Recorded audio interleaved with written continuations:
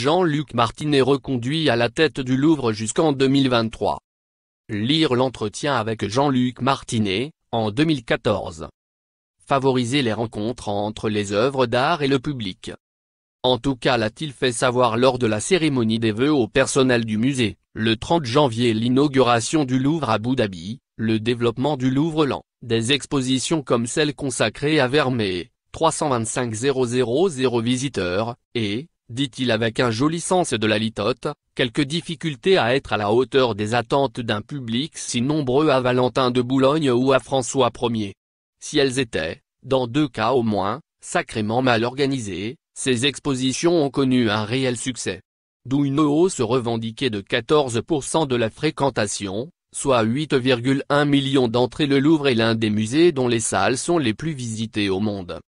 Lire l'éclairage, en 2014. Le musée du Louvre fait sa mue.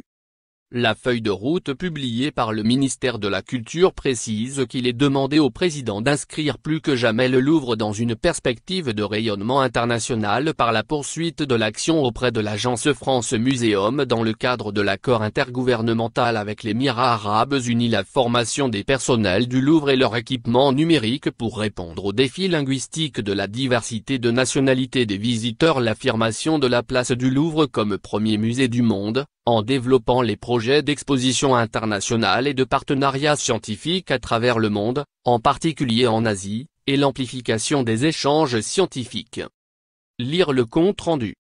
Le patron du Louvre mobilise le G7 pour sauver le patrimoine en péril. Jean-Luc Martinet, lui, estime avoir attiré un public plus international, plus jeune et connecté, mais aussi moins familier des musées, et entrepris des travaux structurant 22 800 m² de salles rénovées, tant dans les espaces d'accueil sous la pyramide qu'au sein des collections, objets d'art, peintures françaises des 18e et 19e siècles, peintures françaises du 17e siècle, peintures des écoles du Nord, sculptures françaises des 18e et 19e siècles, etc. La feuille de route l'encourage à persévérer dans ce sens, innover pour aller au-devant des citoyens par des actions renforcées pour les publics scolaires, moins nombreux depuis les attentats en Île-de-France, pour faire du musée un lieu où se tissent des liens intergénérationnels pour que les visiteurs soient davantage acteurs de leur parcours et, enfin, en poursuivant l'amélioration de l'accueil et de la qualité de visite au Louvre et le travail entrepris sur la médiation. Ceux qui critiquent l'action de M. Martinet déplore la fermeture de trop nombreuses salles. À quoi le Louvre répond qu'un établissement de 360 000 m puissance 2 de plancher ne peut être raisonnablement entretenu sur le seul mardi, jour de fermeture au public.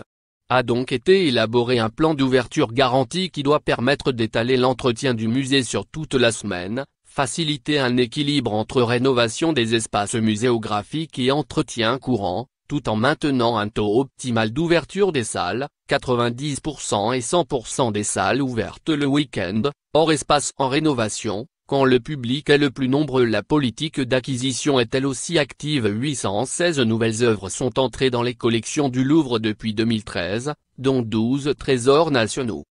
Mis en cause aussi le déménagement des réserves non loin du Louvre lent, lequel a accueilli 2,8 millions de visiteurs en 5 ans, ce qui en fait le 3e musée de France, hors Paris, à Liévin, 16 millions d'euros prévus pour les chantiers des collections, 60 millions d'euros pour la construction du bâtiment.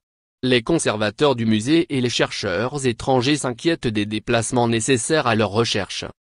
Enfin, la ministre de la Culture, Françoise Nyssen, souhaite que le Louvre se situe au cœur d'un réseau muséal plus large, à la fois en redéfinissant une coopération pleine et entière avec la réunion des musées nationaux, Grand Palais, dans la perspective de la réouverture du Grand Palais, avec la programmation d'expositions temporaires transversales et innovantes, à envergure internationale, et par une action renforcée de coopération avec les musées territoriaux ou d'autres institutions afin de rendre les collections accessibles à tous les publics au Louvre comme sur l'ensemble du territoire.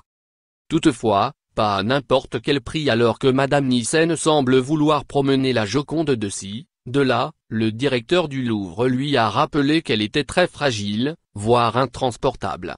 Il a même été jusqu'à faire chiffrer le coût d'un éventuel déplacement, révélé par Le Parisien 30 millions d'euros. Une somme dissuasive.